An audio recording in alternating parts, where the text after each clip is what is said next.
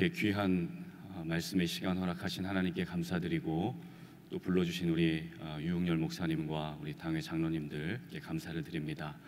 제가 잠시 기도드리고 하나님의 말씀 나누도록 하겠습니다. 존귀하신 하나님 아버지, 오늘 이 새벽에 저희가 모여 하나님 앞에 예배하며 주님의 귀한 말씀을 상고하고자 합니다. 말씀 가운데 임재하시고 말씀 가운데 큰 은혜로 함께 하시는 주님을 기대하며 하나님 앞에 영광 돌리는 귀한 시간 되도록 하나님 은혜를 베풀어 주시옵소서. 또한 이 새벽에 귀한 기도 제목을 들고 주님 앞에 나온 귀한 성도님들의 기도 제목 가운데 하나님 놀라웠고 신실하게 응답하여 주시며 하나님께 영광이 되는 귀한 삶이 되도록 주께서 함께하여 주옵소서. 감사를 주님 앞에 올려드리며 살아계신 예수님의 이름으로 간절히 기도하옵나이다. 아멘. 오늘 본문 말씀을 통해서 우리를 구원하시는 주 하나님에 대하여 하나님의 말씀을 함께 상고하고 은혜 받는 시간 되기를 소망합니다. 본문의 배경은 다윗과 골리앗의 전투 장면입니다. 여러분도 잘 알고 계시듯이 신문지상이나 뉴스에 보게 되면 다윗과 골리앗의 전투였다, 다윗과 골리앗의 대결이었다라고 하는 그러한 아티클들을 많이 보실 때가 있을 것입니다. 여기서 이야기하는 다윗과 골리앗의 대결이라고 하는 말의 의미를 아시지요? 싸움의 상대가 될 수 없는 불가능한 승부에서 전혀 예상 밖의 결과가 주어졌을 때에 바로 이러한 의미의 문장을 사용하곤 합니다. 오늘 본문의 17장에 보면 골리앗의 인적 사항에 대해서 먼저 설명을 하는데요, 무장한 그 외면적인 모습에 대해서는 매우 자세히 설명을 하고 있는 것을 보게 됩니다. 그런데 반대로 그의 이름에 대해서는, 골리앗의 이름에 대해서는 딱 2번만 언급을 하고 있는 것을 볼 수가 있습니다. 그 이유에 대해서 골리앗이 외면적으로는 굉장히 탁월한 군사였지만 그의 내면적으로는 아직 준비가 되지 않은 아주 미성숙한 사람, 그런 인물이었다는 것을 성경의 저자가 드러내고 보여주고 있는 것입니다. 그 이유는 골리앗이 그의 이름과 같이 유랑하는 자 그리고 방탕하는 자라고 하는 이름의 뜻을 가지고 있는데요, 그의 이름과 같이 그의 내면은 굉장히 부족하다. 특별히 이 당시의 히브리인들의 사고 방식에 의하면 사람의 이름이 단순히 호칭을 넘어서서 그 사람의 인격과 또 내면의 자질과 성품을 보여주었습니다. 그런 의미에서 오늘 본문에 보게 되면 17장 전체에 이 저자가 의도하고 있는 바를 깨달을 수가 있습니다. 그것은 다윗의 이름을 30번 이상 거론을 하고 그에 반해 골리앗의 이름은 딱 2번만 등장을 시킵니다. 그렇게 해서 다윗과 골리앗을 대조시켜서 골리앗은 별 볼 일 없는 그러한 인물이지만 그에 반해 다윗은 하나님의 위대한 사람이라는 것을 계속 부각시키고 보여주고 있는 것입니다. 오늘 본문이 속해 있는 17장 전반부에 보면 이 골리앗에 대한 자세한 인적 사항이 기록이 되어 있습니다. 여러분 잘 아시듯이 골리앗의 키는 6규빗 한 뼘이다. 거의 3m에 육박하는 거인이죠. 그리고 머리에는 당시 전쟁 무기를 만드는데 최고의 재료였던 노스로 만든 투구를 쓰고 있습니다. 그리고 또 당시에 구하기도 힘들었던 철로 만든 갑옷으로 온몸을 다 두르고 있습니다. 그 무게만 거의 60kg에 육박했다고 말씀하고 있습니다. 그리고 어깨에는 비상시 던질 수 있는 단창을 메고 있고 다리에는 정강이 보호대를 하고 있습니다. 그리고 그가 가지고 있는 공격 무기, 그 창은 창 끝의 무게만 한 7kg 정도 된다고 보고 있습니다. 여기에서 그 골리앗 앞에 한 군사가 서 있는데 그 군사가 골리앗이 공격을 받지 않도록 그 앞에 큰 원형 방패를 들고 골리앗의 그 몸을 보호하고 있는 군사가 한 명이 서 있습니다. 자, 이 거인이 지금 웅장한 목소리로 고함을 지르면서 이스라엘 군대를 모욕할 뿐만 아니라 하나님을 모욕하고 있습니다. 그러면서 자신과 겨루어서 싸울 수 있는 용맹한 사람이 있다면 한번 나와봐라 라고 하면서 막 함성을 지르고 있는 상황입니다. 지금 이스라엘 군대에서는 군사적인 긴급 사태를 알리는 데프콘과 같은 그러한 아주 위험한 상황이 발령이 된 상황입니다.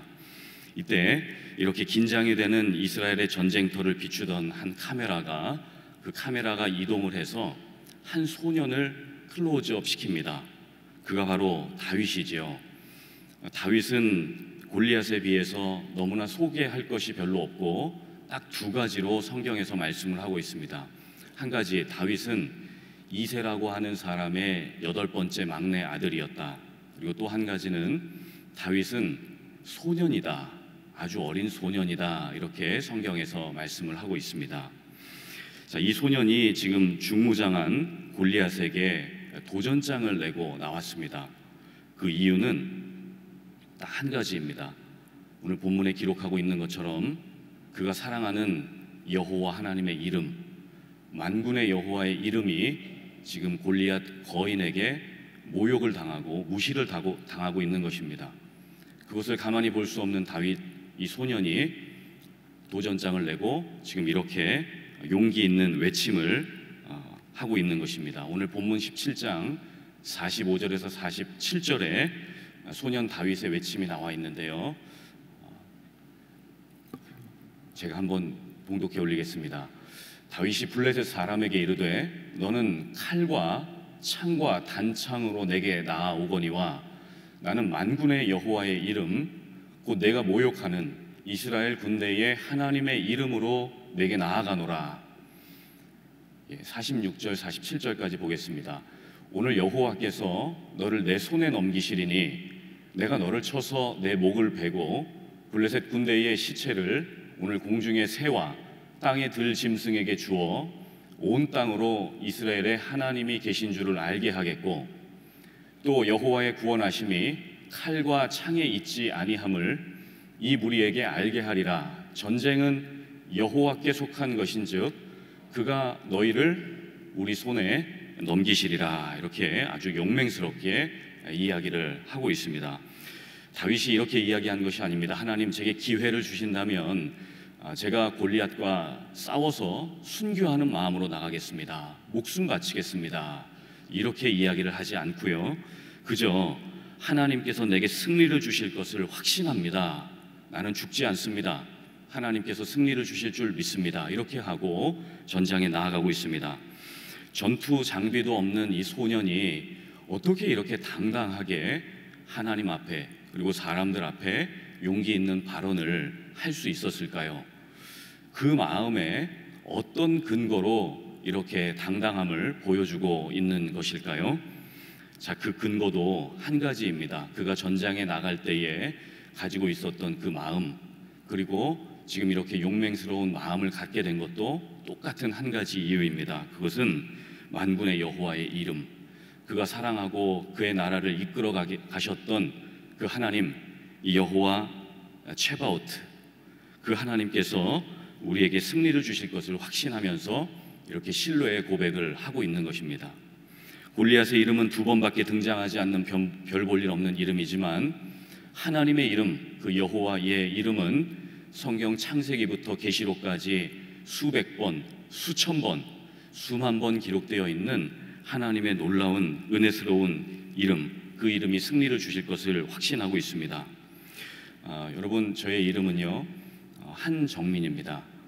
우리 목사님께서 소개해 주셨는데 제 한자 이름이요 궁전정자에 하늘 민자를 씁니다. 그러니까 하늘나라 궁전에 사는 사람의 이름이지요. 저는 지금까지 지내면서 제 이름보다 좋은 이름을 본 적이 없는 것 같습니다. 네, 물론 제 이름이니까 제가 그렇게 생각하겠죠. 하늘나라 궁전에 있는 사람. 그러나 제 이름이 이렇게 소중하고 대단해 보이지만 그건 저한테 국한된 것이지 하나님의 이름은요 저와 비교할 수 없는 너무나 위대하고 아름다운 이름입니다. 그 이름이 여러분도 잘 아시듯이 성경의 창세기부터 계시록까지 구구절절 기록이 되어 있습니다. 가장 대표적으로 엘로힘이라고 하는 이름, 전능하신 하나님, 그리고 엘샤다이, 모든 것을 충만케 하시는 하나님, 또 아도나이 주인 되신 하나님, 여호와 라파, 여호와 이레, 여호와 니시, 여호와 샬롬, 오늘 본문에는 여호와 쉐바오트, 사바오트라고 발음을 하기도 하는데요, 만군의 하나님, 모든 군대의 하나님이라는 그런 이름의 뜻이 있습니다. 이 본문에서 다윗을 승리케 하신 그 하나님, 이 체바오트라고 하는 이름은 인간이 극한의 상황에 빠져 있을 때에 붙잡는 하나님의 이름입니다.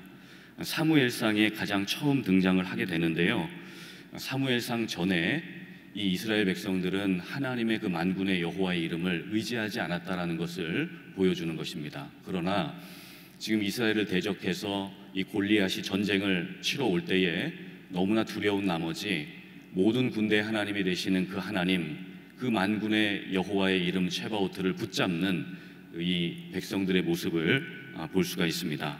그래서 이 체바오트라고 하는 이름은 인간이 가진 힘으로는, 인간의 어떤 노력이나 인간의 어떤 공로로도 필적할 만한 그 대적을 이길 수 없을 때, 하나님의 도움이 간절하게 요청이 될 때 붙잡는 그러한 하나님의 이름입니다.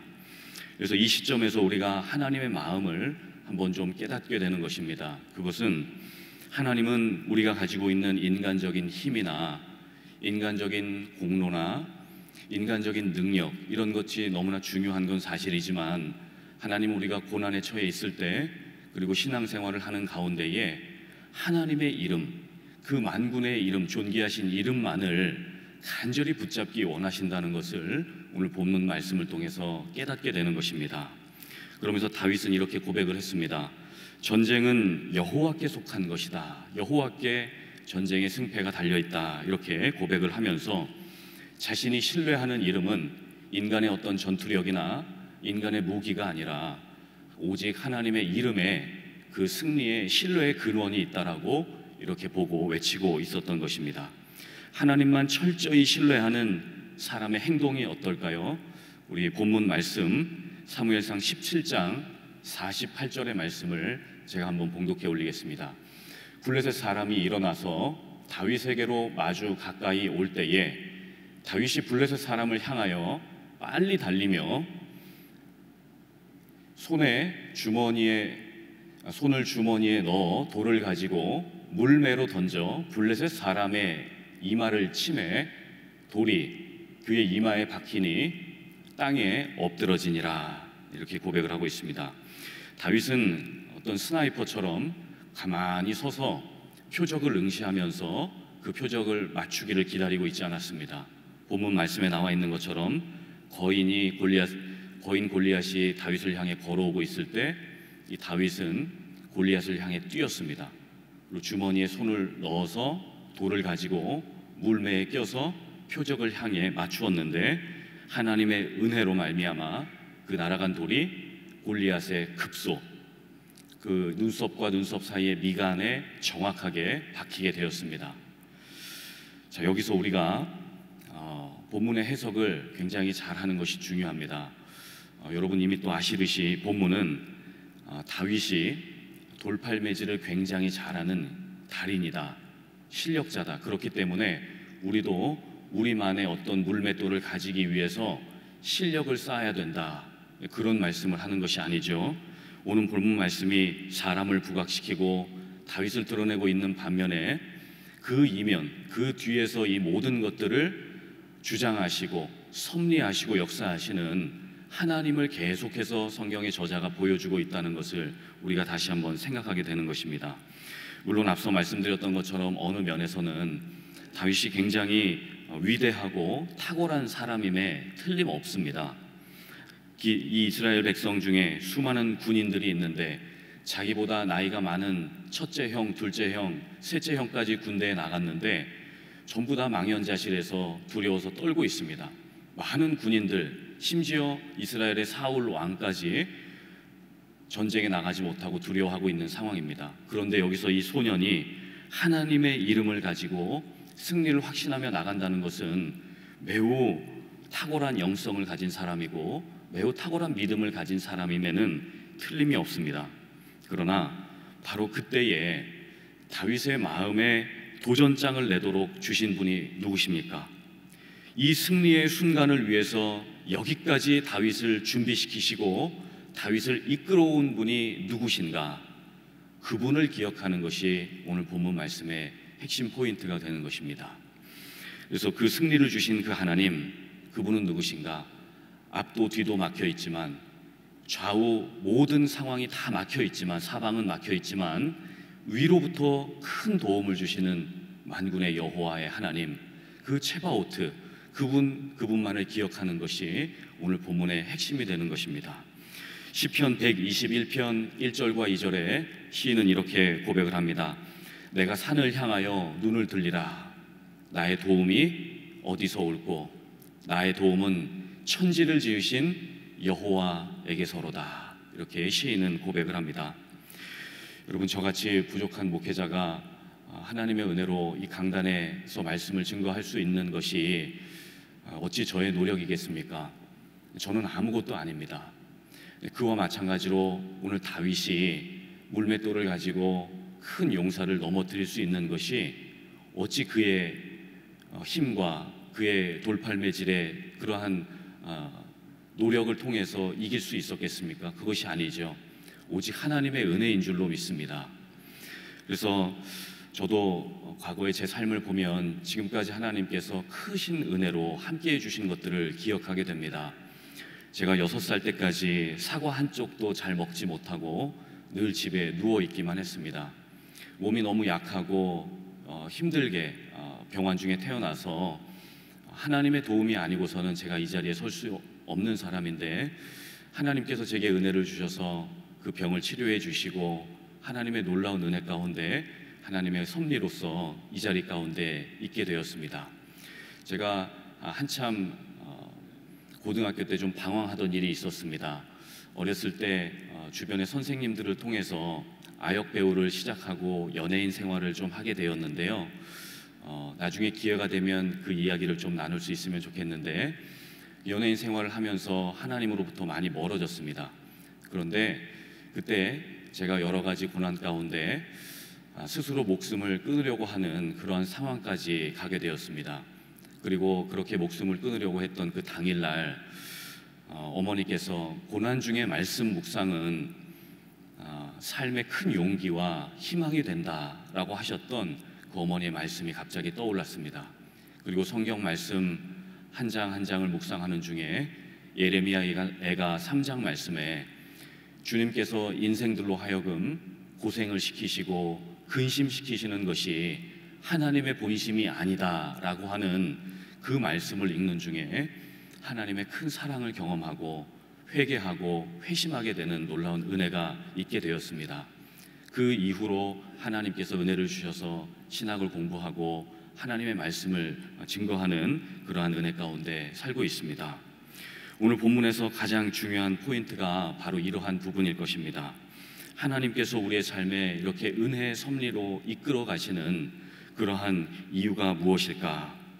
과연 하나님께서 오늘 다윗에게 큰 은혜, 승리의 은혜를 주신 그 이유가 무엇인가? 그것을 한번 깊이 생각해 보고자 하는 것입니다. 하나님께서 그렇게 크신 은혜와 섭리로 우리를 이끌어 가시고 다윗에게 큰 승리를 주신 그 이유는 다윗의 후손으로 예수 그리스도께서 이 땅에 오셔야 했기 때문입니다. 주님께서 오셔야만 우리에게 구원의 길이 열려지지요. 구원은 오직 예수 그리스도의 이름으로만 가능한 것이기 때문입니다. 그런 이유로 하나님은 다윗을 죽이시지 않고 골리앗의 손에 넘어뜨리시지 않고 그 전쟁에서 예수 그리스도의 그 이름 때문에 예수 그리스도께서 오시는 그 길을 예비할 수 있도록 다윗의 후손으로 메시아가 탄생하는 것을, 그 길을 열어주시기 위해서 하나님은 다윗을 살려주셨다는 것입니다. 그래서 그 하나님께서 오늘 그 다윗의 작은 그 손길, 작은 물매를 통해서 사단의 앞잡이와 같았던 블레셋 장수를 넘어뜨리신 것처럼 오늘 우리의 삶에도 하나님이 큰 승리를 주십니다. 우리의 삶에 큰 승리를 주시는 이유는 이제 다시 우리의 삶을 통해서 한 영혼 한 영혼이 주님 앞에 돌아오는데 우리를 사용하시기 위해서, 우리 주님 다시 이 땅에 오실 때에 마라나타 주 예수여 오시옵소서라고 우리 주님을 반길 수 있도록 하나님이 우리의 삶을 이끌어 가시는 줄로 믿습니다. 그래서 우리 구원의 주 하나님을 깊이 섬기고 그분께 영광을 돌리는 사람들의 삶을 하나님께서 강력하게 붙잡고 인도해 가시는 줄로 믿습니다. 여러분, 예수님을 이렇게 섬기면서 또 이민 생활을 하시는 것이 참 쉽지 않으시죠. 저도 교회에서 저희 청년들 또 저희 성도님들의 삶을 볼 때 얼마나 그 삶이 많이 또 고되기도 하시고, 그렇지만 또 한편으로 그런 상황 가운데 예수 그리스도의 이름만을 꼭 붙잡고 가시는 것을 볼 때 얼마나 큰 은혜가 되는 줄로 모릅니다. 그 은혜가 되는지 얼마나 제 가슴에 큰 감동으로 다가옵니다. 오늘도 여러분들 기도하시고 찬양하시는 모습을 보니까 이 새벽에 하나님께서 그 기도에 다 응답하실 것 같다는 그러한 믿음이 주어지고, 하나님께서 참 기뻐하시는 귀한 성도님들이라는 생각이 듭니다. 특별히 여러분들 지금까지 오시면서 이민생활 가운데 또 이렇게 생활하시면서 제가 여러분들의 상황과 형편을 다 알 수 없지만 하나님 이름만 붙잡고 오시는 여러분들의 삶 가운데 하나님께서 크신 은혜를 주시기를 제가 간절히 소망하고 기도하게 됩니다. 여러분들도 기도하는 가운데 하나님께서 주시는 큰 은혜를 사모하시고 큰 응답을 경험하실 수 있기를 예수님의 이름으로 간절히 축원합니다. 특별히 여러분 위대한 신학자요 또 위대한 목회자였던 요한 칼빈께서 말씀하시기를 성도의 견고한 인내, 그 견고한 인내 가운데에 오직 예수 그리스도를 통해 구원받은 우리의 영혼들은 하나님께서 그 구원의 그 확증을 버리시지 않고 변치 않고 한 번 택하시고 구원받은 그 영혼은 끝까지 그 성도는 책임지고 인도해 가신다는 것을 우리가 잘 알고 있습니다. 그렇기 때문에 우리는 구원받은 영혼으로서 영원토록 주님 안에 거하고 있습니다. 아무리 큰 고난과 아무리 큰 아픔과 환난이 우리 가운데 닥쳐온다 할지라도 주님 안에 있는 성도는, 주님 안에 있는 신자는 하나님께서 그 사랑과 그 구원과 섭리로서 그 은혜로서 끝까지 우리의 길을 인도해 가십니다. 그래서 인간의 전적인 연약함과 타락함에도 불구하고 하나님은 그 주권적인 은혜로 우리를 택하실 뿐만 아니라 오직 예수 그리스도의 그 십자가와 부활의 복음을 믿는 자들에게 구원을 허락하신 놀라운 은총을 허락해 주셨습니다. 그런 관점으로 오늘 본문의 말씀을 보게 되면 하나님의 그 불가항력적인 은혜, 그 섭리, 그 은총과 예수님의 구속적인 구원의 그 사건을 본문을 통해서 우리가 보고 은혜를 받을 수 있게 됩니다. 앞서 말씀드렸던 것처럼 오늘 본문의 말씀이 분명히 다윗의 위대함을 드러내고 있는 것은 사실이지만 좀 더 성경 저자의 관점으로, 하나님 중심으로, 이 신본주의의 관점으로 보게 되면 본문의 다윗의 그 위대함은 다윗의 위대함을 통해서 예수 그리스도의 그 위대함을 비추어주는 거울과 같은 역할을 하고 있다는 것을 깨달을 수가 있습니다. 다윗과 예수 그리스도를 비교할 수 없지만 다윗과 예수 그리스도를 겸하여 한번 보게 될 때에 예를 들어서 다윗의 위대함은 예수님의 위대함을 보여주는 거울과 같습니다. 그리고 다윗은 돌멩이 하나로 골리앗의 머리를 쳤지만 예수 그리스도는 십자가로서 사단의 머리를 치신 분이십니다. 다윗은 물맷돌로 한 나라를 구했지만 예수 그리스도는 십자가로 온 열방과 온 인류를 구원하신 분입니다. 그리고 다윗은 한 나라의 군대의 장관이 되었지만 예수 그리스도는 온 인류의 만왕의 왕이 되어 주셨습니다. 다윗을 사용하신 하나님을 찬양하고 오늘도 그 구원의 은혜 가운데 있는 모든 성도들을 지키시고 보호하시는 하나님 앞에 감사하며 하나님 앞에 크신 영광을 올려드리는 우리 성도님들 귀하고 복된 삶이 되시기를 예수님의 이름으로 간절히 축원합니다. 기도하겠습니다. 존귀하신 하나님 아버지, 오늘 귀한 사무엘상 17장 말씀을 통하여서 구원의 섭리로 우리를 이끌어 가시는 구원의 주 하나님을 묵상하고 바라볼 수 있게 하시니 감사를 드립니다. 하나님 아버지, 우리의 삶을 통하여 영광을 받으시고 다윗에게 승리를 주시고 인도해 주신 것처럼 우리의 삶에 놀라운 은혜로 함께 하셔서 예수 그리스도의 이름을 한 영혼 한 영혼에게 증거하는 복음의 증인의 삶이 되도록 하나님 우리 성도님들의 삶을 인도하시고 이끌어 주옵소서. 주님, 오늘 귀한 말씀을 주심에 감사를 드리옵고 영광 받으실 우리 주 예수 그리스도의 이름으로 간절히 기도하옵나이다. 아멘.